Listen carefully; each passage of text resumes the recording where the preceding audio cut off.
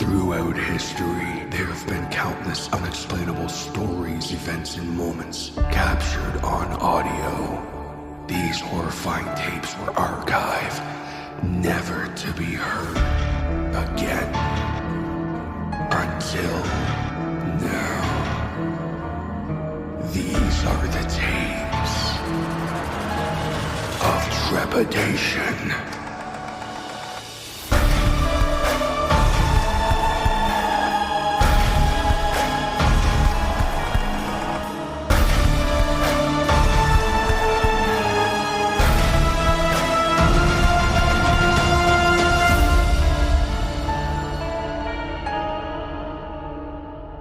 Tape number 17.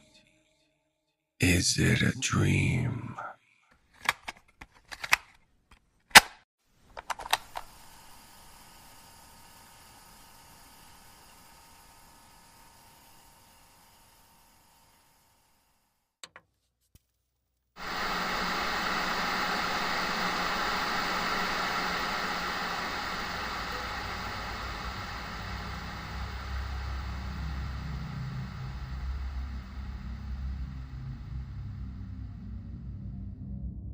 Words cannot describe how utterly confused and bored I am. The world is all black. I can't find anything in sight, nor can I hear anything. I can't move. I literally can't do anything. Let me start out by describing how I came to be in this situation. 1 year ago, I had just woken up, laying around in a room, what looked to be a living room, with paintings on the walls and such. But that was not what struck me the most. The most distinctive features of the place were the couch, a table, and an entertainment center with a TV mounted on it.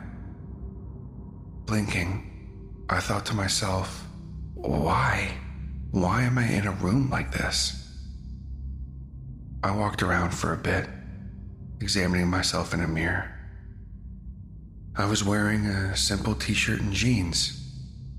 Nothing special about me or my clothing.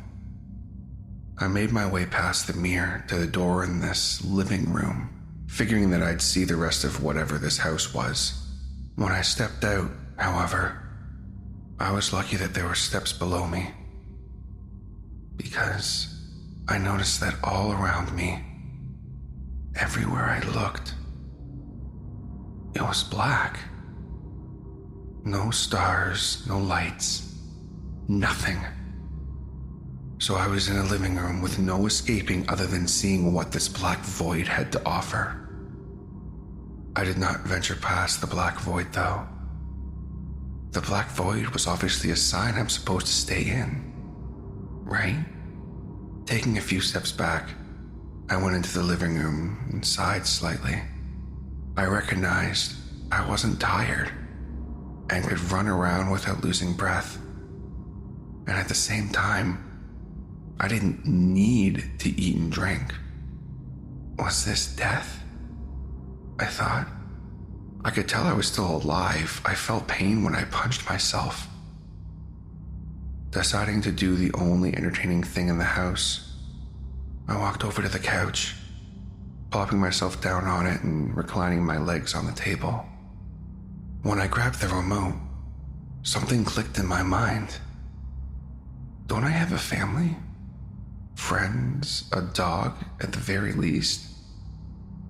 Why did I forget them? This stayed in my mind for a few minutes, but I shrugged it off. What was I supposed to do? Wish for them? This is probably just some wacko dream I'm having. Flicking the on button to the TV, I noticed something off about it. Nothing played. Nothing turned on. Were the batteries dead?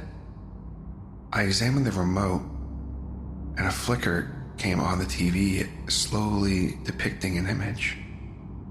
All the shows that were available were unfamiliar to me. I knew shows like Ren and Stimpy, Adventure Time, and others that were on those types of channels. But nothing here was like those. Not even close. A smile itched across my face, though. Could these be new shows that were never released that I'm getting to watch? I decided to go to channel 46, my favorite channel since it was my lucky number. And I waited. Silence. Was there no show? Sighing, I was about to turn the channel up one before it buzzed. The blurry image of a commercial started. It was unfortunate that I had to sit through a commercial, but it didn't matter. The commercials were off, to say the least. They advertised nothing. They weren't even advertising shows. The commercials were all one song looping over and over that sounded like a high-pitched buzz, then a low-pitched buzz. For a video, we were watching things float by. It made me groan having to sit through this, but after about 3 minutes, the show came on. It seemed normal. It was a comedy about a couple. Pretty normal, right? Everything seemed too normal. Like the fact that everyone's face was one blank expression. Like they were locked in place. When they spoke, their lips opened, but not like normal. Their mouths were just open and words were spoken. And it appeared like a fake voice was coming out. Like the ones you hear for GPS systems that is programmed in. It was actually quite eerie to see. Flipping through channels again, things only got weirder. The next TV show that aired had just ended. The credits showed two men's floating heads, presumably the creators, watching as their credits rolled by, commenting random things such as, "Hey, I know that guy. And him? He was a downer." As it continued, it was advertising another show at the same time. But I couldn't keep my eyes off the two heads. They were, to say the least, amusing. I did notice, however, other body parts falling from the sky, along with the credits. The two heads making morbid jokes about them as the blood hit them, and the text on the screen. Just as that finished, the company's logo was supposed to show up, but instead, it showed a room on a screen, much like the one I was sitting in, right in the exact same spot. The camera ever so slowly turned to the left, and just as it finished, I was just barely able to make out a face. A scream coming from the mouth it did not have. This startled me. But what's next startled me even more. An actual logo, but not the company of the show that just ended, showed up. It was a black chess piece that was just sitting there behind a red background. A man's voice that was unlike the GPS voices I heard earlier, and the talking heads spoke up. "I am the Lord of all that exists within here. You are in my cage, and I control what you see, what you wear, who you are, and how you live. This is merely my game, and you you can die whenever I choose. As it said this, a misty black hand reached down, flicking the chest piece down as it fell over, the camera zooming out only slightly to reveal what looked like a man, coated in a thick layer of black mist. His eyes being two white slits, no mouth and no other features, was just enough to make him humanoid though. I know where you are. I know what makes you tick. Don't even think about escaping, little one. I kept a hand on the remote, but I couldn't bring myself to press the off button. It was like there was a magnet between my finger and the button, keeping it apart. Finally, I flicked my wrist and the remote went flying directly towards the TV. And it just bounced off the glass. This wasn't good. The image of this man, as strange as it was, sent shivers and chills down my spine. I couldn't stand to look at him. Like something about him was just that intimidating. I got up from the seat and bolted towards the door. It was my only escape. The black mist man was about to bolt the door down, but it was too late. I shoved my entire body forwards, thus breaking the door and jolting myself into the blackness. The unknown. The void that I had feared so much. After a few hours, the room began moving away. I was still in one place, but the room moved on its own. I watched it, floating, drifting, out of my sight.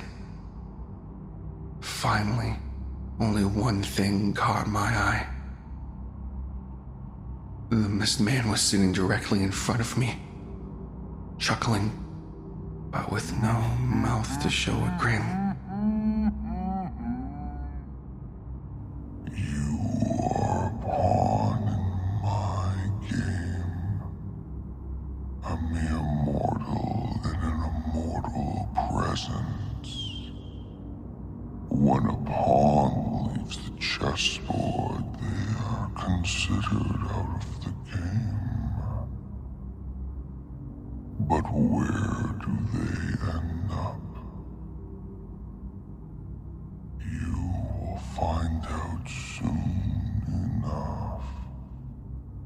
Just as he said this, his body slowly faded away. Now here I am, stuck in the void. Nothing to do, nothing to say. There's nothing I can say. I'm just a pawn that left the board. Now I'm nothing in a vast landscape of nothingness. But what could be my fate? I can't age, I can't move, I can't die, I can't speak. I'm stuck here, in this purgatory. I'm alone. I'm nothing.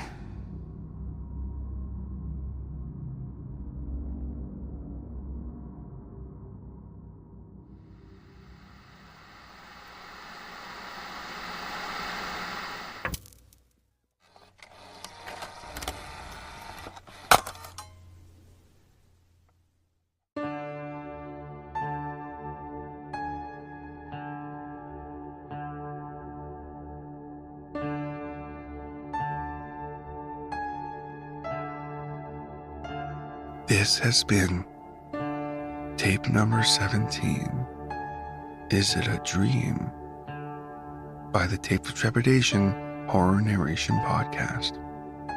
Is it a dream? was written by an anonymous author. It was originally posted on the Creepypasta Wiki. Narration, production, and sound design for this episode was by TJ Hodder. Additional credits for music and effects are given in the show notes. The Tapes of Trepidation theme was written by the incredible J.M. Scherf. All logos, banners, overlays, and graphic design work was provided by the talented Jason Reese from Jaybird Digital Arts. If you have a story you would like to submit or a question regarding the show, please contact us at tapesoftrepidation@gmail.com. Support the show by subscribing and leaving a rating on Spotify, Apple Podcasts, your favorite podcatcher, or like and subscribe on YouTube. Check us out on social media through the link tree in the show notes. We have Facebook, Instagram, and Discord. We have lots of fun on Discord. Come hang out with us. If you would like to support the show a little more, consider joining the Tapes of Trepidation Patreon, where for as little as $5 a month, you gain access to monthly bonus short story narrations, of which there are currently 6, the weekly behind-the-scenes podcast Within the Archive, and more. Come, join us, and become trapped within the archive. Just like my current patrons, Kelly Sisson, Neil Skarupa of Neurotic Voice, Doozer Pendon, Ronan Komori, and Eric Phones. Thank you all so much for the support. All content used on Tapes of Trepidation is either original, used with permission, or is available on your Creative Commons share-alike license. All rights reserved unless otherwise stated. This podcast and its content may not be redistributed, rebroadcasted, or remixed without the express written consent of Tapes of Trepidation and the story's author. Thank you so much for listening.